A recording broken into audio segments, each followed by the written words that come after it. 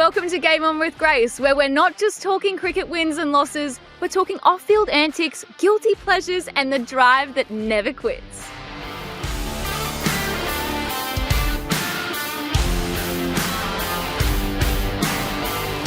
Hey everyone, I'm Grace Hayden, and today's episode is a very special one. My guest is one of the most dominant opening batters the game has ever seen.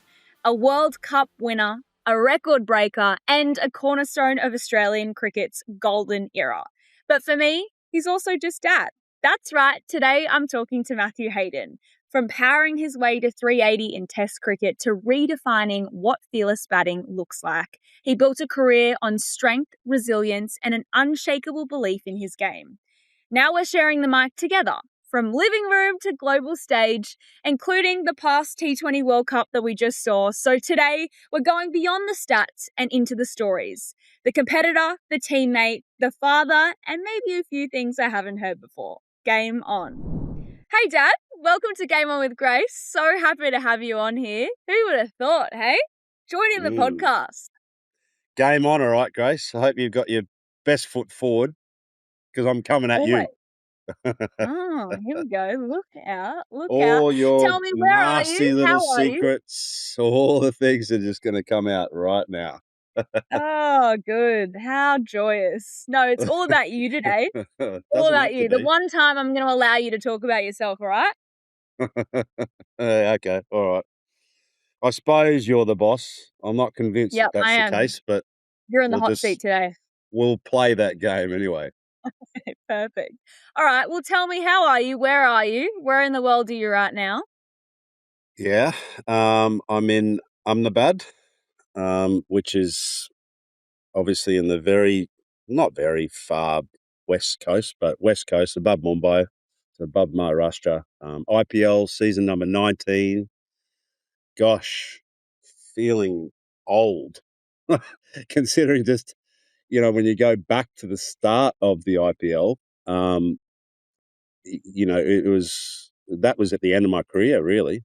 So anyway, but more of that to come. But yes, I'm in Ahmedabad. I'm batting coach for the Gujarat Titans. Obviously, I've got a extremely talented batting team. I'm not sure exactly how much influence I can have on a Joss Butler, 35-year-old gun that's made 100 IPL 50s. He's a crazy good player. So yeah, we're in good shape, and I'm loving it. It's good. Yeah, and I mean, you've seen it literally from the get-go, from conception to then now, but in so many different facets of the game as well. You've been a player, you've been a commentator, now you've also stepping into a coaching role too. Tell me, what is it like? How much have you seen it change over the years? As you just said, the 19th IPL season, that's crazy, 19 years. Well, I guess since your retirement, you want to say too, but 19 years of this unbelievable tournament, which is really, I think, redefined cricket. Yeah, definitely. When you look at historically where the game has come from, the first big revolution was Kerry Packer and his revolution around ODI cricket and taking on not only Cricket Australia's board, but then taking on the rest of the global game in a very unique way to create a product which was a little more digestible for mainstream cricket. So that certainly took the game to its first,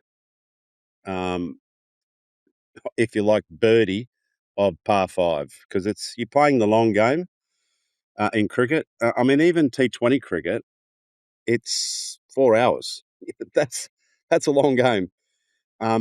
But certainly that sort of marked through the 70s, the great revolution of white ball cricket, the best players in the world congregating around World Series cricket in Australia, the protests against the board and how that kind of manifested itself in legal battles, financial claims, split of playing group, because for the first time players, they didn't have just one pathway, they had two pathways.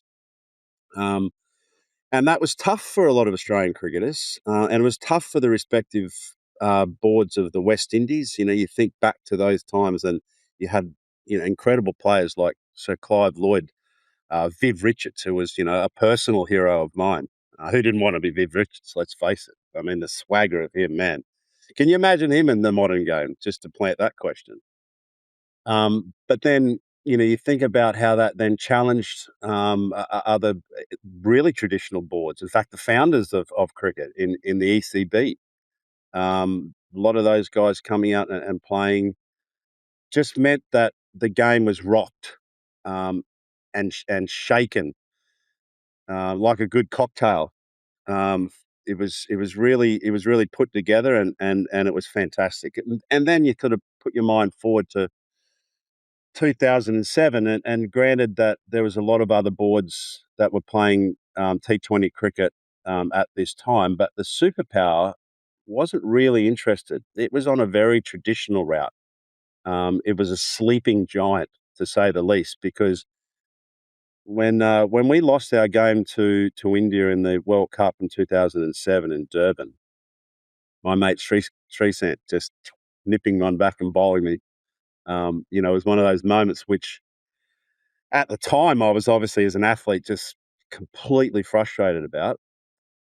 But retrospectively and in hindsight, had Australia gone to win that game and India not go on to play the semis and the finals in that T20 World Cup in South Africa, and you just think, where would the game really have gone? Because out of that was the rebirth of T20 cricket in India.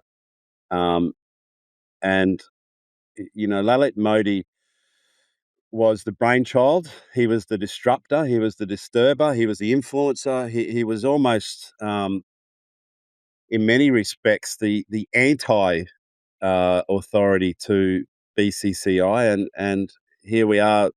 Because of that strategy, bold as it may, private investment, which is a big challenge to itself, because boards operate on a not-for-profit position. And so, you got private investors now, and it's just extraordinary to see how those, two institutions, non-financial and financial, merging. And there was a great sense uh, of a journey. I think players were certainly ready to go on the journey. Andrew Simons was the first $1 million man in the IPL. And you've got, at that time, the seasoned franchises, 8 being delivered to market, zero idea of how it was going to rock and roll, other than there was this air of, this is what's next. We've had the revolution of one-day cricket. T20 cricket is kind of where it's at. And, what blessed, when you think back to it, yes, I was one of the first players in the tournament in the inaugural year. And now here I am coaching in its 19th year, and everything in between that we can discuss is been such an incredible part of my life, my career, my family's life. I owe a lot to India, and in particular to the IPL. Talk to me about your personal journey within the IPL, though. As I mentioned before, you've been a player, you've been a commentator, now a coach. How do they compare to each other? What do you love about being so ingrained in this tournament now? Yeah, Grace, it's hard to compartmentalize, but they are very different careers. Playing, the focus is on high performance only. You are looking for a tenth of a percent. Forget the 1%ers. You're just looking for an edge. And I kind of felt that was covered. When I first started playing, I was at the back end of my career. In 2009, I finished playing my international playing career for Australia.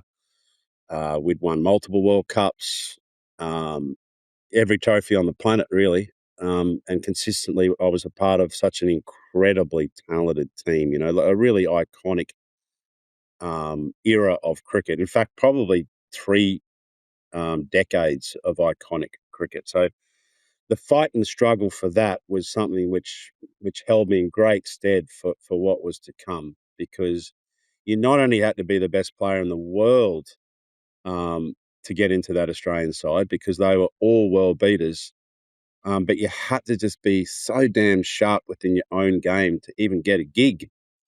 So it was really challenging playing for Australia. Make no bones about it. You're always on notice. I mean, your mum and I would talk often about the next tour very reluctantly because it wasn't a certainty. You know, there just wasn't that kind of position where you could get comfortable. In fact, you had to be the absolute polar opposite. You had to be super uncomfortable with being uncomfortable. that, yeah, so that was a really important part of my journey as a player. So when we reached the IPL in 2008, the uncertainty led to certainty pretty quickly because my captain um, was MS Dhoni, and he represented a place that I was really comfortable with, and that was Tamil Nadu and Chennai. And those first 3 years, they were formidable years. You know, they were full of wonderful memories, close calls, um, and then winning the title in 2010. Chennai's first was just phenomenal. Then going on to win the Champions League as well in South Africa. So, yeah, lots of fond memories, Chook.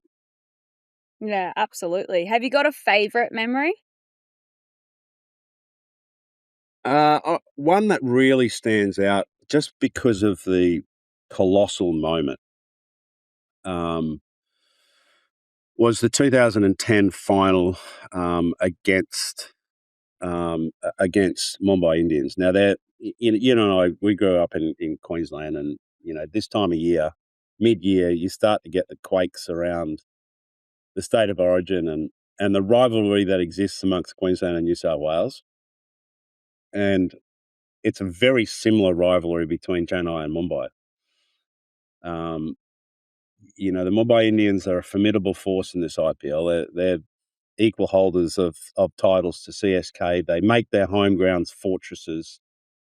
They always have an incredible list of young Indian batters and bowlers. You know, they fill their sides up full of the very best domestic talent, and they just go to war together. You know, so in 2010, where famously MS Dhoni had me in this like weird position. It was almost straight behind the bowler um, in the final, and Kyron Pollard is the only man left standing between us and the victory because that boy, as you know, is just a coliseum, and he hits long balls and in particular long balls in big games. So when the ball was delivered and it was smacked down to me, and I took a tidy catch. It wasn't not going to feature on any kind of classic catches of the IPL, but Classic. Mm. it was certainly an important catch. And to me, Yeah, that was, my favourite memory. When we got him out, it was just inevitable that CSK were going to win that first title. crazy. And so it was that we did. It was great. Oh, what a memory. Tell me, how are you enjoying this new role as a coach, batting coach for Gujarat Titans? You know, you've played, you've commentated, but now you're coaching. How different is it? Are you liking being involved in the game in this capacity? What's it been like? Yeah, love it. Really pleased that I've taken the chance to get back involved in high performance. I felt like when I'm broadcasting, I was watching the game as a third person and that third person was not quite understanding what are the actual conversations. Um, why are they taking risky options around this particular matchup, and not really having the kind of the solid answer to that? And I suppose it's just a generational thing. I'm sure that when Ian Chappell was broadcasting on my career, and he couldn't understand why I was such a front dogger, going forward at the ball. He was very much a back and a cross and quite an orthodox and conservative player, good cutter and puller, whereas I didn't have a cut shot. And I'm pretty sure he would have been going, well, he doesn't have a cut shot, so how can he exist? So for me, just getting close to the game again and a game, obviously, which I know and love, but then getting on the inside of conversations, because the gap I still feel, it was the same in my generation. The gap is what's happening between your left and right ear.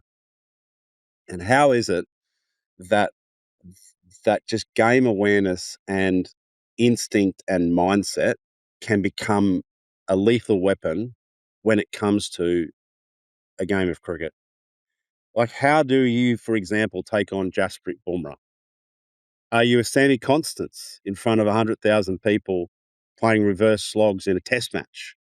See, that's the stuff that I love to dig into, because I always feel like your weapon is your awareness around the game as a player. This is like, I Yeah. remember a time I was struggling, and Alan Border came up to me and said, "Mate, you're not watching the ball."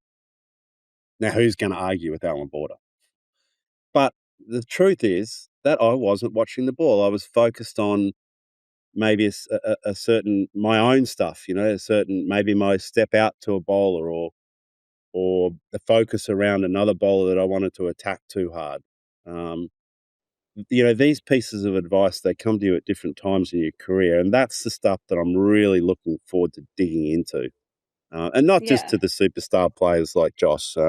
He's his own beast, and what a wonderful career he's having.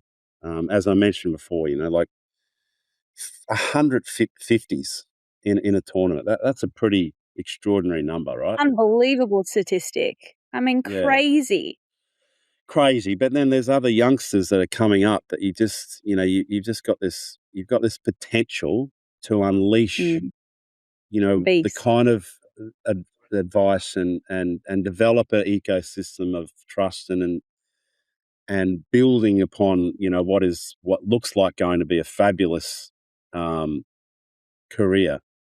Someone like Kushara, for example, who played um, instead of our captain Shubi in the second game, I think it was. It just, he's a kid that's just such a beautiful technical player. Hard to give him advice on his technique, right hand, upright player. Um, but again, just so looking forward to unlocking his potential as one of the next generation um, really good players of Indian cricket, of which the list is long. There's so much. It's a bountiful ecosystem when it comes to batting, but there is opportunity for technical players to play even the short versions of the game, and how we unlock their potential is the exciting part as a coach.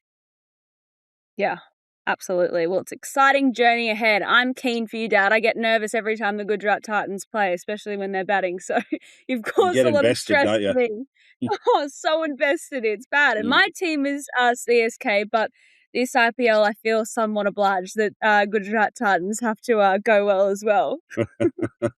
Yeah, CSK is obviously very special to us as a family. I mean, even just recently, being inducted into their Hall of Fame with Suresh Raina, that was an amazing experience. I mean, just to sort of paint the picture of that, this was a kind of semi launch of IPL season 19 for them. They had A.R. Rahman, who, as we know, is a beautiful musical director. Slumdog Millionaire will always live in our hearts. There's no doubt about it. But then we were just sort of had a random sort of little game in the middle. It was a full house Yeah. at It looked Chafak Stadium. crazy. The energy, everyone Y- was just loving it. They got you Yeah, batting again. yeah, yeah. Can you believe it? Yeah, had to dust off the L4 and L5 Yeah, to start swinging probably away. not. But yeah, no, that the place is very special, obviously, and we've got a real heart in the Yellow Army, but so too we've got a great family over here in Gujarat as well that play like a family, and it's a village. It's a cricketing village, the IPL ecosystem, and long may it continue, because it makes the whole place a lot more enjoyable, a lot more relaxed, a lot more kind of in the moment. It's not missing and, you know, thinking about what they could be doing in another environment. It's just they're purely here, and it's really good. Well, that's the ins and outs of the IPL from a man who's seen it as a player, a commentator, and now a coach. But we're going to take a quick break. But when we come back, we're going to hear more about the man himself, Matthew Hayden.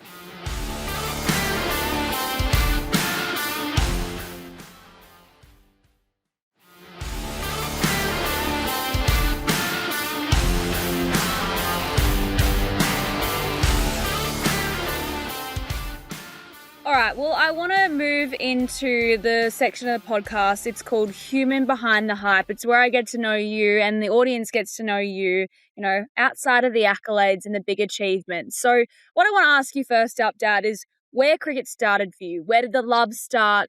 Tell us the journey where you fell in love with this great game. Sitting on a Massey Ferguson tractor at 2:00 in the morning and listening to Henry Blowfield talk about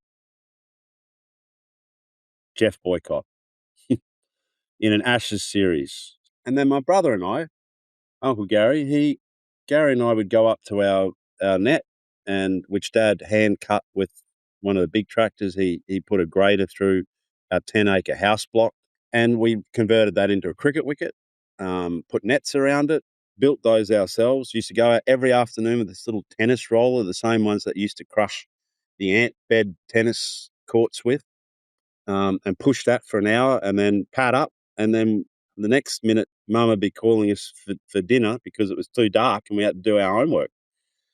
And it was our game. It wasn't anyone else's game. So it was a very unique take on the game because I guess I didn't have any rules.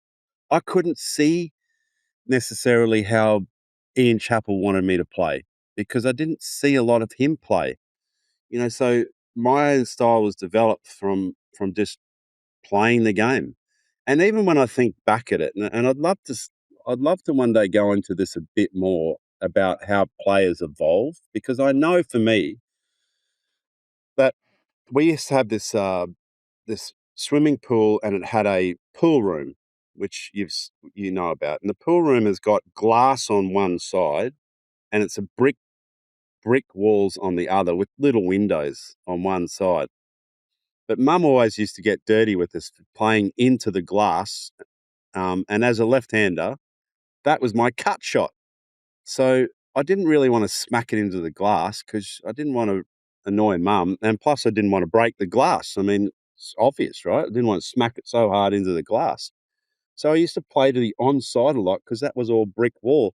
And it was a bigger gap as well. So the one hand, one bounce rule, where I didn't want Gary swooping in and getting me out. I didn't ever want to get out. Simple as that. And even when I think back to it, take your own view, Chook, on the back wall, and there was boxes, there was lines for wines, for the wides. There was stumps drawn on the bricks as well. So it's almost like that was the now Hawkeye. So we would have our own umpire's call, if you like, on what was a wide and what's not, because anything that we could have to stop arguments was a good thing.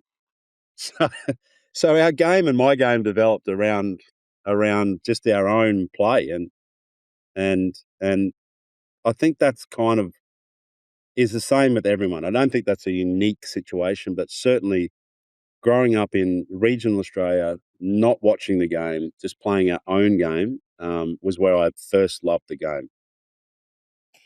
Give us insight on what young Matty Hayden was like. What did you love? I know that for a fact that you have said to me multiple times you didn't want to go to boarding school in Brisbane. You would have just Hell no. loved to stay on the farm and be a farmer. But that's the journey that you had to go on. Grade 11 and 12, you were sent to boarding school. But give us that schooling journey for you, and how much that changed your route in life. Well, firstly, our family is rooted in education. So a lot of Mum's side of the family have letters in music, and Mum herself has got letters in music and speech and drama. Boarding school I didn't like at all. I found it really challenging, not to mention the competitive side of it. You had to fight to get a glass of milk, for God's sake, let alone, anything else. So in many ways, it was the kind of making of me because it really hardened me up really quickly. Um, and it gave me an introduction to first grade cricket in Brisbane, playing for Valleys District Cricket Club, which was a one iron away from Marist College, Ashgrove, my school. There was a whole world of brotherhood, which I just lent right into. I mean, Alan Border was our captain, Stuart Law, uh, Michael Ephraim's. There was Jeff Foley. There was so many guys there that they were really great seasoned international or national cricketers. And I just learned a bunch so quickly. Um, and because I had that kind of fight, and this is something that I've always had my entire life, just because my brother's 5 years older for a start. So I was always fighting, not literally fighting, but in a cricket sense, just always fighting to be competitive. And so when I arrived at Valleys, it just felt like I was home in many respects. And I stayed with Valleys Cricket Club my entire career. I played over 100 games of first grade cricket, which I think people forget about. They forget about the fact that what they see is all the bright lights. They see the 103 test matches, they see the 30 odd hundreds. They just That's what they get, and it's no fault. It's just that's where they consume the game. But no one really recognises or cares, frankly, about the shadows of our sport. And our shadows of our sport are domestic and pathways cricket, where there may be no one watching. But there you are still doing all the hard work, you know, learning about the game, mostly learning about failure because you are going to fail a lot more than what you succeed in the game of cricket. That is your lot if you choose to be a cricketer. And so getting the momentum through great mentor programs, great leadership from individuals that I've just mentioned that allow you to stretch and and break and mend and improve and all of those factors I feel very grateful for. And I know that we had a very simple pathways. In other words, we played grade cricket, we played state cricket, we played Australian cricket, if we were all lucky enough to do those three layers. Um, but now we didn't have a choice like the modern day players. So I really hope that, if you're a Pat Cummins, you understand the importance that those different levels of the game have created for you and to never forget about giving back to it because, having multiple employers now, I mean, if you're Pat, for example, you could play for the Seattle side. You could, you come back and play for Hyderabad, Big Bash League. Yeah, these are all You could play different employers 365 now. days a year. Yeah. Yeah, exactly. But 2 or 3 days a year playing grade cricket, meant so much to a young Sammy Constance, for example, who's just evolving in the game, is going to be a great player. There's just no doubt about it in my head. With the right mentoring and the right approach, he's just one of those. It could be a legacy player, but it takes the influence. As they say, it takes a village to raise a child. It's the same in cricket. It's a village mentality to make the game prosper, and in particular in Australian cricket, where it needs its superstars to continue to give back to the game and to find a way to give back to the game as well. You had a really interesting journey in between, you know, progressing through the ranks of as what you've just mentioned now to then when you actually finally made it. What was your I made it moment and how hard was it to actually get to that point? It didn't happen on a playing field, I made it moment. Can you believe it? It actually happened with your mum at North Stradbroke Island. It was ahead of 2001 Border Gavaskar Trophy in India. And we just finished a grueling sandhill run session. So for those that don't know, sandhills they're just hard work. I mean, your feet sink into the sand. That they've got extreme elevation. It must be 70-degree elevation. And when you start running them, you've got nothing but lactic acid just dissolving your muscles until you sort of feel like you're coughing up blood. That's what you definitely feel like vomiting. But I got to the end of that session, and I trained, and Mum did as well. We just trained really hard, and we just seemed to be fighting to survive in the game. And I'll never forget. I turned to her and I said, "Look, this 2001 India series, I'm ready. I've been preparing since 94, 95 when I came across to that MRF Academy spin bowling clinic that I was talking about before. And I'd evolved that into captaining Northants for 2 years with three wonderful young spinners, Monty Panesar and Alex Brown and Graham Swan, on spinning tracks. I'd had another season with Hampshire, which I absolutely loved, under the late, great Rob Smith, and just really enjoyed our time, in county cricket. I'd done the hours. I'd done the 1,000 hours, the 3,000 hours that it had taken. I'd paid the price to cross the river over into being a very fine test cricketer. And I turned to Mum and I said, I am tired of improving. I am tired of making excuses as well around how it is that I'm going to move forward in the game. So I promised her right there and then that I was just going to be me. I didn't want to have another second where I was wanting to be Alan Border, or I was wanting to be Mark Taylor or Mark Waugh or Steve Waugh, or any of these great players that I was playing alongside of. Who wouldn't want to be like David Boone, a gutsy little tenacious right-hand batter that just gave his heart and soul to his country? That was what the epitomised the baggy green. But I had to make it my baggy green, and until that time, I hadn't. I'd played 15 test matches, I'd averaged 20. In spite of having this body of work behind me, 100 games for Valleys, averaging almost 60. 100 games for Queensland, averaging almost 60. 50 odd, 60 odd average in county cricket, season after season, 1,000 runs seasons, just bedrock of body of work. And yet I brought all of that and averaged 20 in test cricket. And it was just, why? Why was I trying to be something else other than what I was? And that was an aggressive left-hand opening batter that took on bowlers. That at that point, that was the phase I was in. I was feared. They knew it. I knew it. But at international level, they didn't know it yet. So to catch India by surprise was one of the great treats for me personally in 2001. To catch, the great bowler of Harbhajan Singh, thinking that, who was this bloke? And he can't play a sweep shot. Well, yeah, I can, mate. and I'm playing it right now in Mumbai against you on an absolute dust bowl turner. And the irony of all this is that India was that place.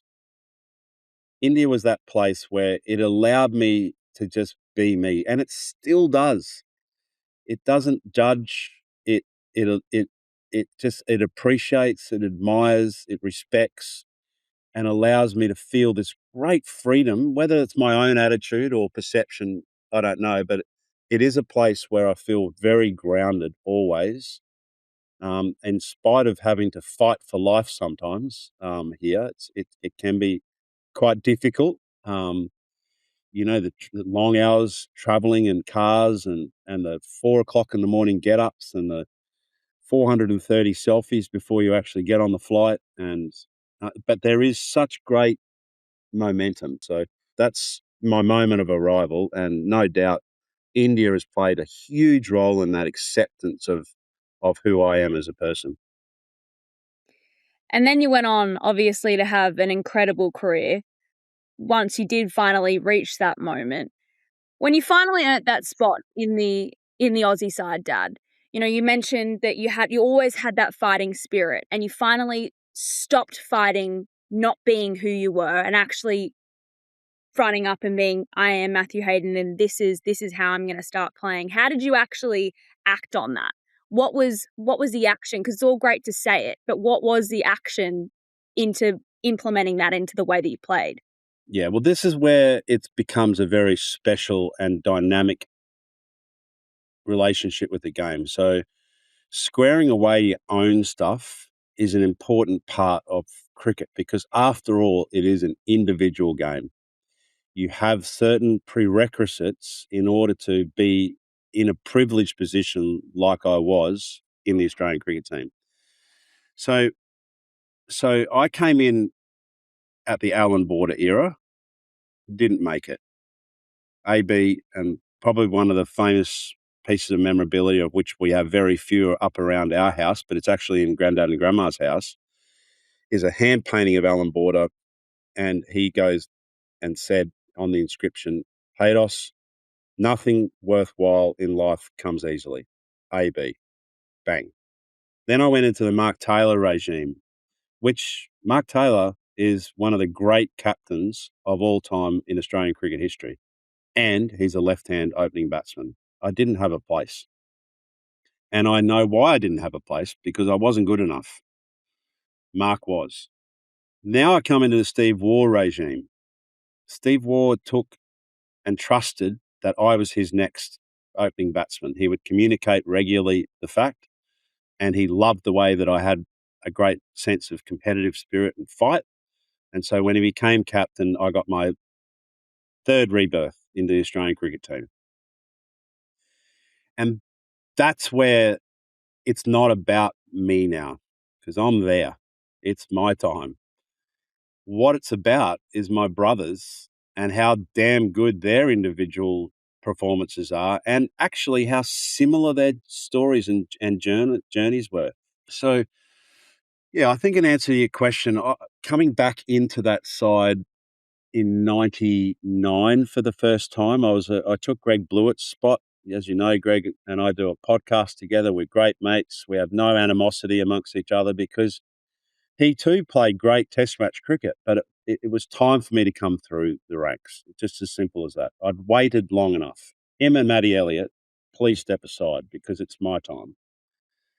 And um, and so they pushed me because they kept on getting 1,000-run years as well. They were such good players. So I have to thank many people, but most of all those that I was doing battle with in the shadows. By the time it actually came to the competition themselves, there weren't there was no side that we felt we were going to lose to. It was just crazy. It was crazy, just that era of cricket. I can imagine it would have been very similar to what we're going to feel now in the white ball game in India.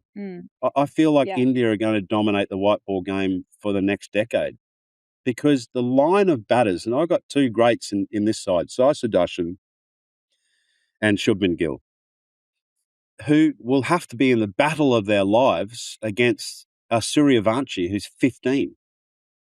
It just blows your mind away. That The there are internal fight. the internal The fight and internal fight struggle. is crazy. Yeah, And do you struggle. really think that that's what made the golden era what it was? The internal fight, the plethora of talent, the fact that your spot could be taken literally in a Struggle. second because there's someone else that is as good, if not better. Yeah, struggle's good.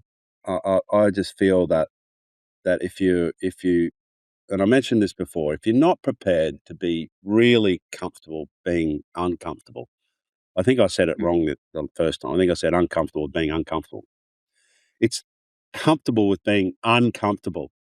Like to be on edge, but then to find a peace that allows you then just to be able to let go and perform is kind of the golden triangle of success in my book.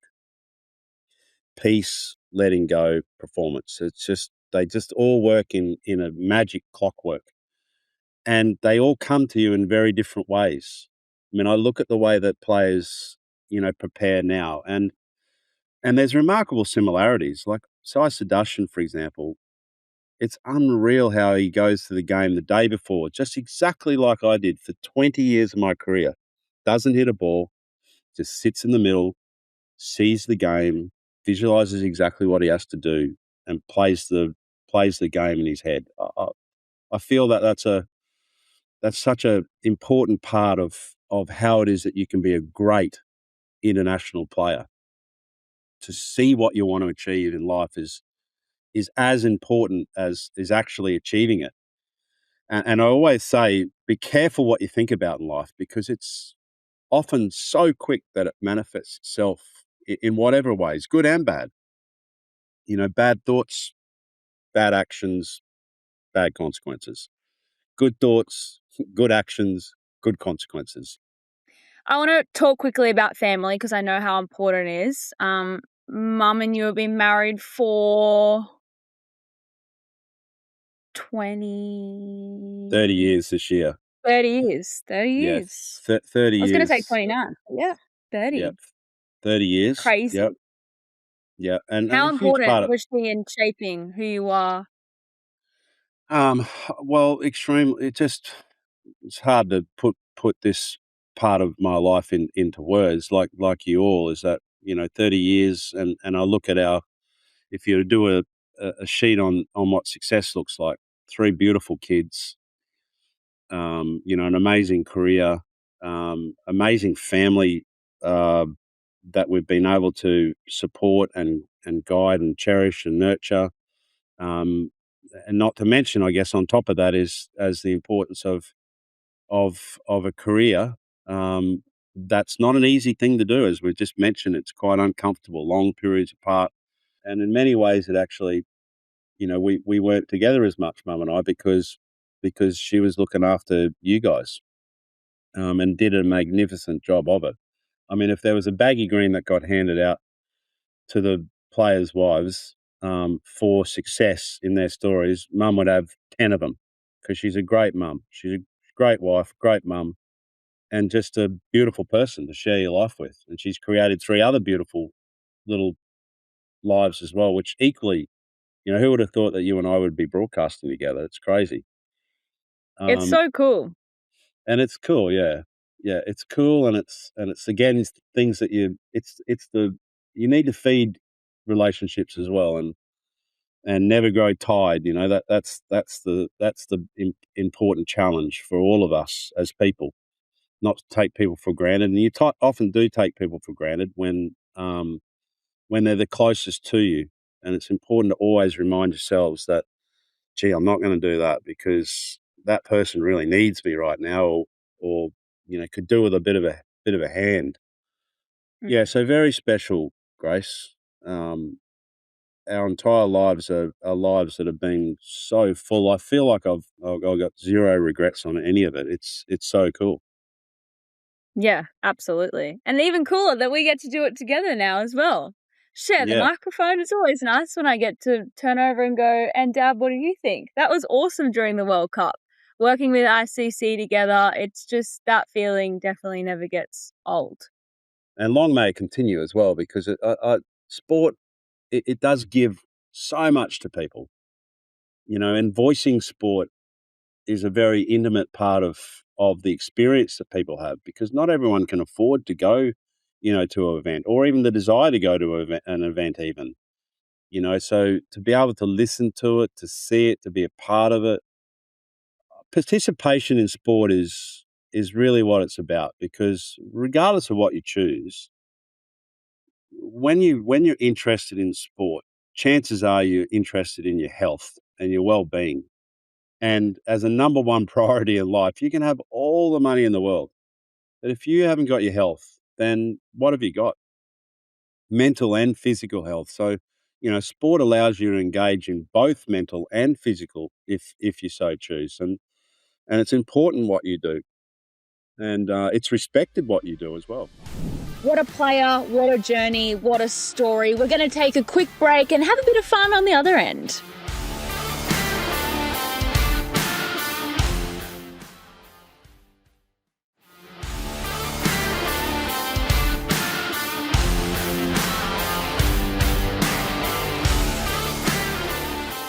All right, well, we've had enough about talking, but I mean, let's just finish our podcast with a little bit of fun. I'm going to rapid fire some questions at you. This segment's called Like Father, Like Daughter. So you're just going to answer open and honestly, and I'll just give you a few, and then we can wrap up the podcast. Okay. All righty, let's do it. Okay, who handles pressure better, you or me? I do. You Do I need to give an 100%. explanation?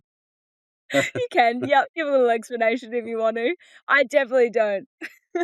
I'll either react, up here or down here. There's no in between. Yeah, I think we've got very similar personalities. Other than, I guess I've just learnt over time to understand pressure, and pressure is kind of, it's almost my best friend, because generally I'm a very laid back person. So I need the pressure to be able to agitate me to a state where I'm wanting to perform in whatever it is, sport or broadcasting or coaching. I kind of need them. I need that kind of prod. And I reckon you're a bit the same as well. Generally very laid back person. Yeah, absolutely. All right, who would survive longer on an island? You win again.